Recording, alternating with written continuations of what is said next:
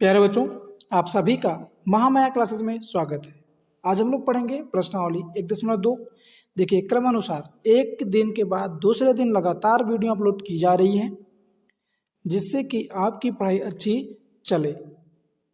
ठीक है, देखिए पहले प्रश्न में दिया गया है कि निम्नलिखित संख्याओं को अभाज्य गुणनखंड के गुणनफल के रूप में व्यक्त कीजिए।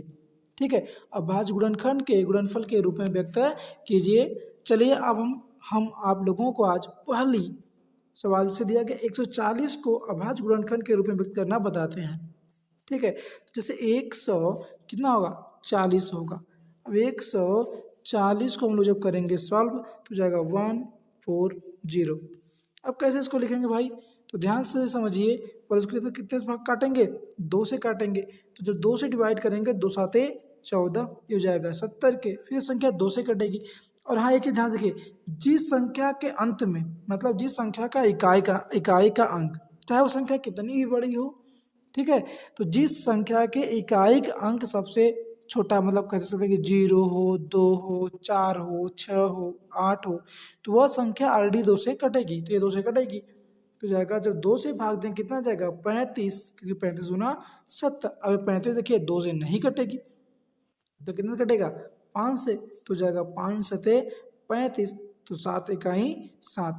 उसे हम तब तक विभाजित करेंगे जब तक कि वह पूरी तरह से विभाज्य ना हो, अर्थात शेषफल कितना हो जाए 1 हो जाए। तो इस तरह से हमें क्या प्राप्त हुआ 2 गुणे 2 गुणे 5 गुणे 7। यह क्या है 140 का अभाज्य गुणनखंड। ठीक है, चलिए इसको लिख सकते हैं कि 2 गुणे 2 गुणे 5 गुणे 7 के रूप में। ठीक है, इसको लिख सकते हैं 2 गुणे 2 गुणे, चलिए देखिए क्या लिखेंगे इसको 2 गुणे 2 गुणे 5 गुणे 7। यह हो गया अभाज्य गुणनखंड। अब चलिए 156 का निकाल करके आपको बताते हैं। कितने का 156 का निकाल कर बताते हैं, जाएगा 1 5 6। जब इसका गुणनखंड करेंगे भैया, देखिए इसके लास्ट में इकाई का अंक इसका कितना है 6 है, अर्थात यह भी कटेगा 2 से, तो जाएगा 2 साते 14, 2 अट्ठे 16, अभी भी 2 से कटेगा, 2 त्याई 6, 2 9 18। अब 2 से नहीं कटेगा 3 से कटेगा, 3 इकाई 3, 3 त्रिका 9, फिर 13 से 13 इकाई 13, ये पूरा कंप्लीट हो गया।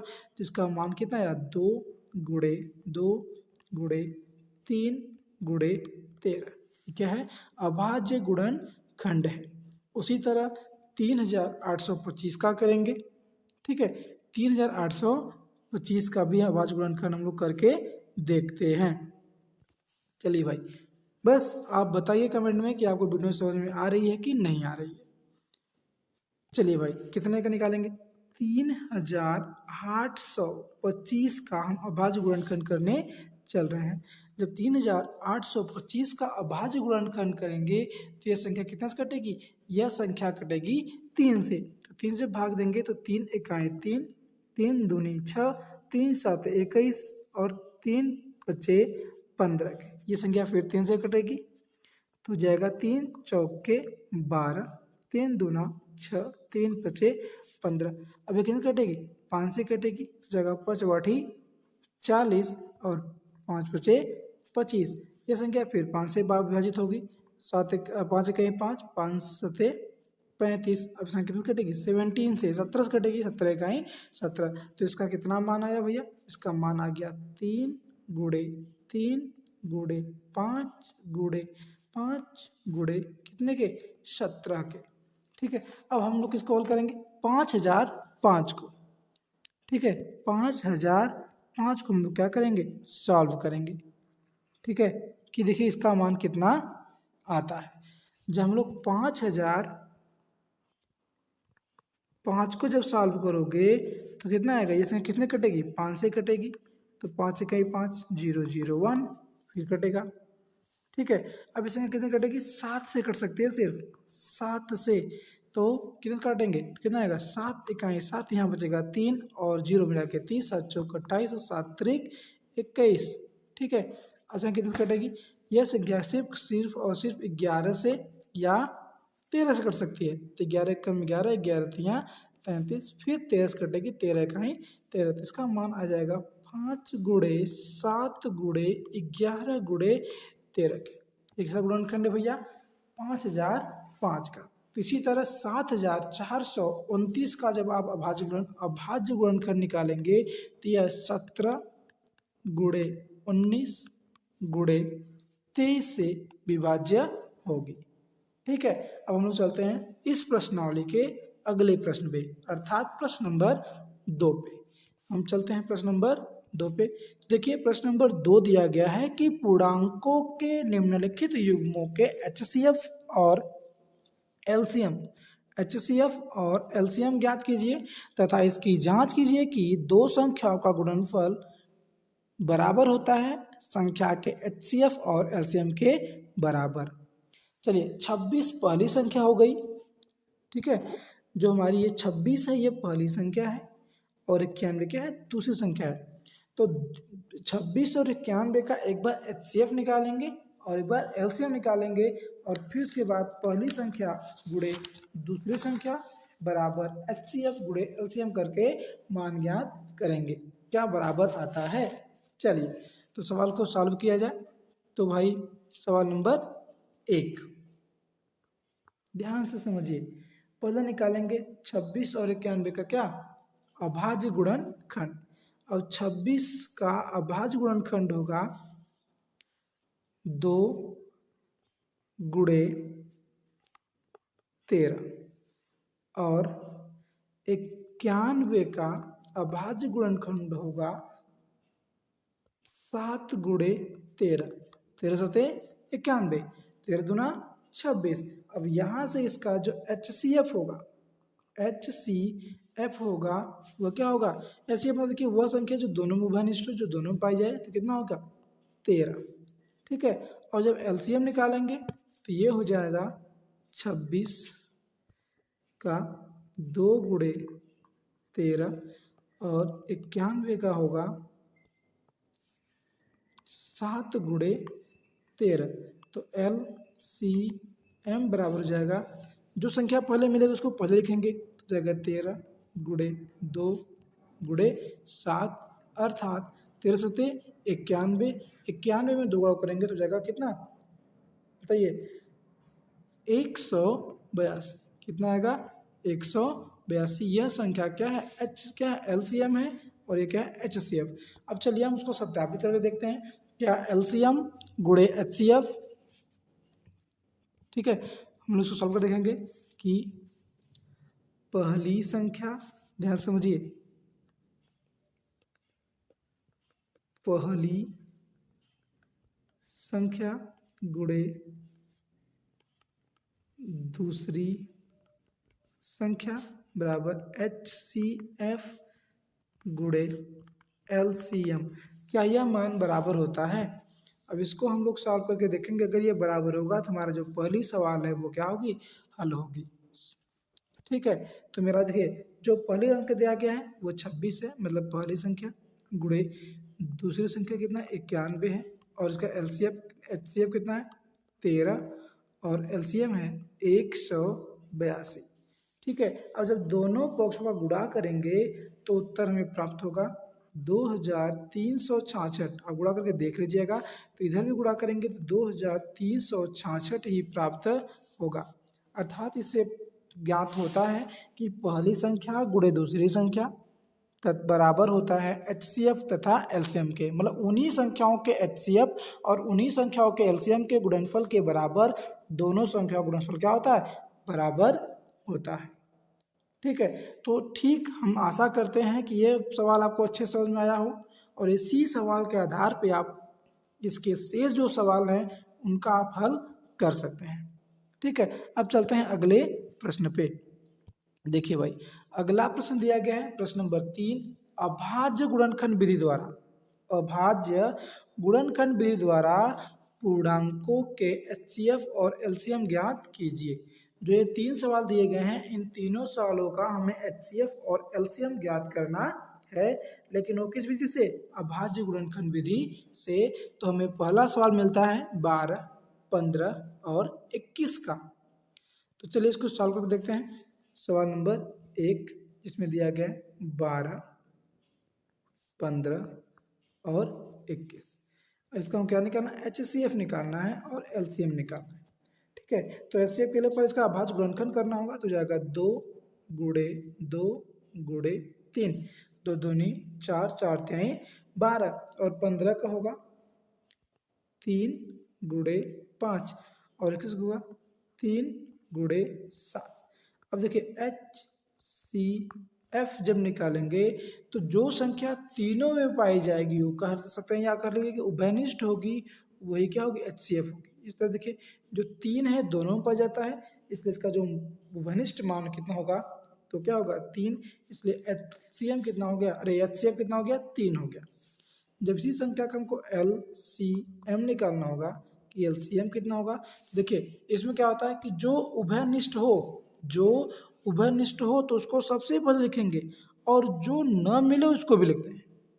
तो 3 गुणे 2 गुणे 2 गुणे 5 गुणे 7, ठीक है, इतना मान प्राप्त हुआ। जब इन सभी का गुणा करेंगे तो कितना मान आएगा, 420 के आएगा। ठीक है, तो यहाँ से क्या होगा, LCM कितना हो गया 420 और HCF कितना हो गया 3। अब सवाल नंबर 2 को देखिए, इसी प्रश्नावली के मतलब इसी प्रश्न का दूसरा सवाल दिया है 17, 23, 29।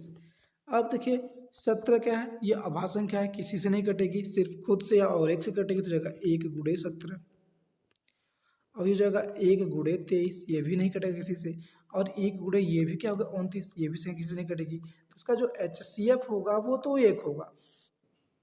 ठीक है, इसका जो HCF होगा तीनों का तो 1 होगा, और जो LCM जब निकालेंगे, ठीक है, क्या निकालेंगे, तो इसका हम LCM निकालेंगे, LCM बराबर हो जाएगा 1। देखिए जिस जो गुणनफल के रूप में तो पहले लिखा जाएगा, तो 1 गुणे 17 गुणे 23 गुणे 29, और जब इन तीनों का गुणनफल का याद करेंगे तो जाएगा 11,339 की।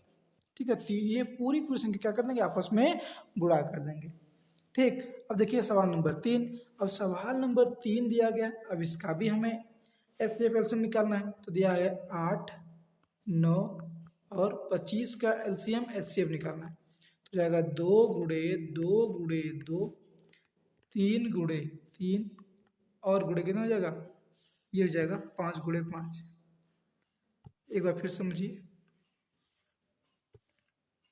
ये जो सवाल होगा वो इस तरह लगेगा, ये हो जाएगा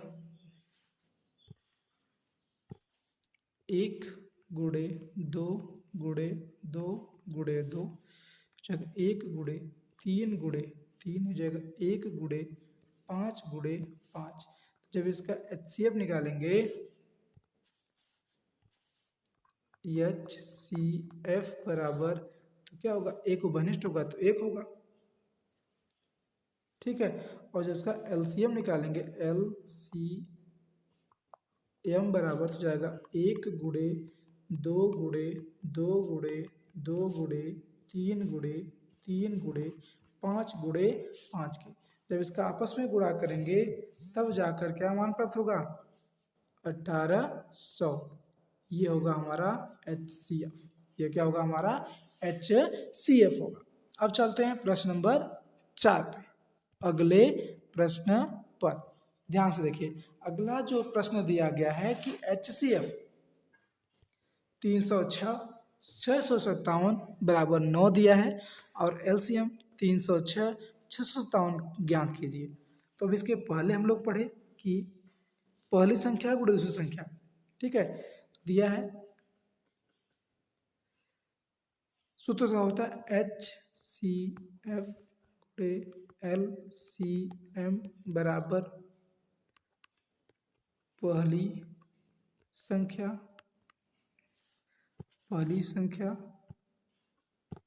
गुणे दूसरी संख्या।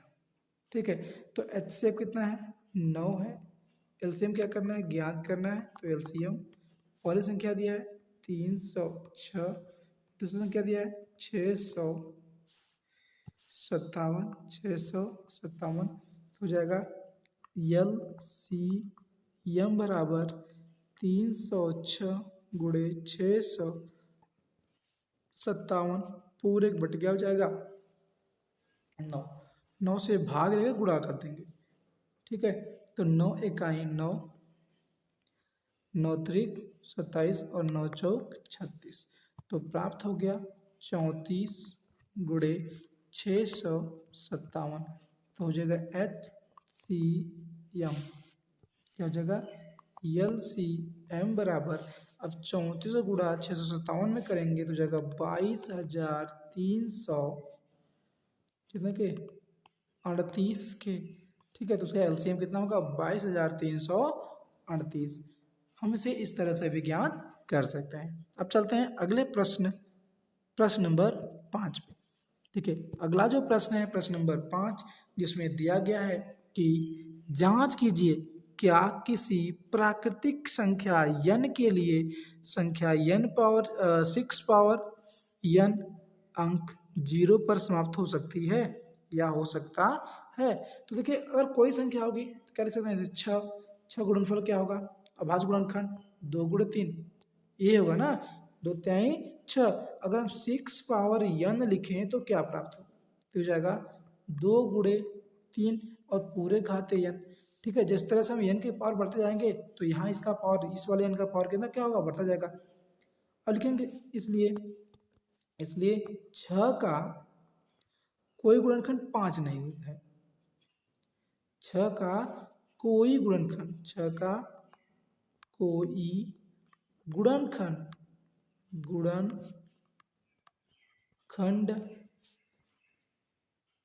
कोई गुणनखंड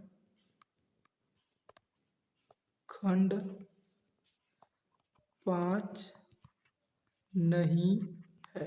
ठीक है, अर्थात अगर देखिए इस 2 और 2 से यहाँ दिखा है ना, 2 गुणे 5, 2 गुणे 3 घाते n लिखा गया है। अगर इन दोनों के अंदर अगर इसका गुणनखंड 5 के अंतर्गत आता तो 6 का जो मान है वह 6 पावर n का मान जो होगा 0 समाप्त तो होता। अर्थात ऐसा नहीं है, तो लिख सकते हैं कि 6 पावर n का मान 0 पर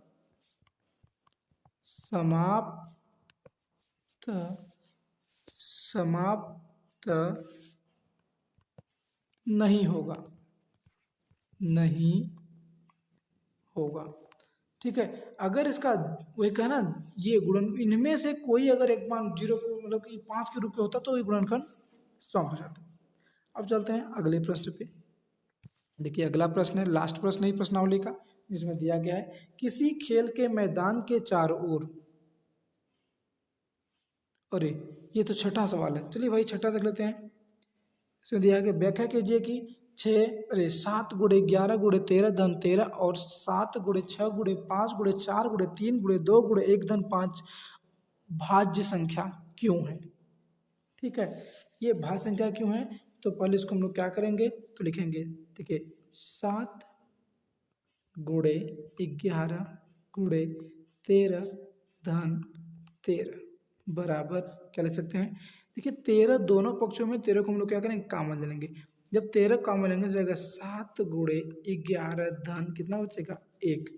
ठीक है, तो इसको और अधिक सॉल्व करो तो जाएगा 13 और 11 सतह 77, कितना हो जाएगा 77 धन कितने के 1 के, तो क्या 13 और 77 में 1 जोड़ तो कितना हो जाएगा 78, 78। या लिख सकते हैं इसको 13 गुणे 78 के, 13 गुणे 78 के। ठीक है, और इस 78 का जो गुणनखंड होता है, इस 78 का इसको लिख सकते हैं, इसको तो 13 गुणे 3 गुणे 2 के रूप में। अर्थात यह क्या है, यह भाज्य संख्या है।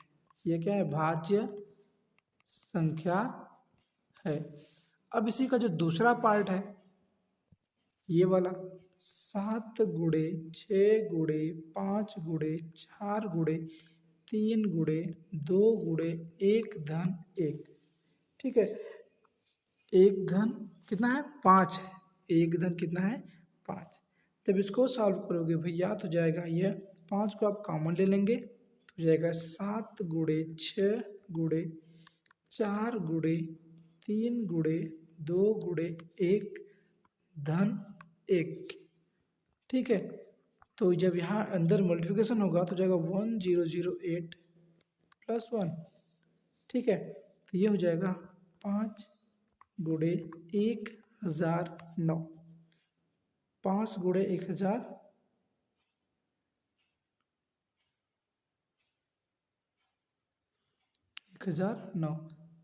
अर्थात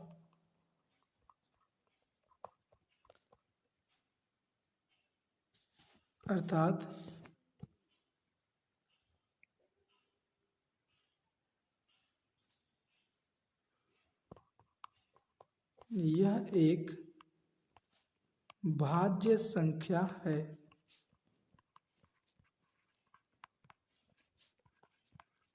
ठीक है, अब चलते हैं अगले प्रश्न पर।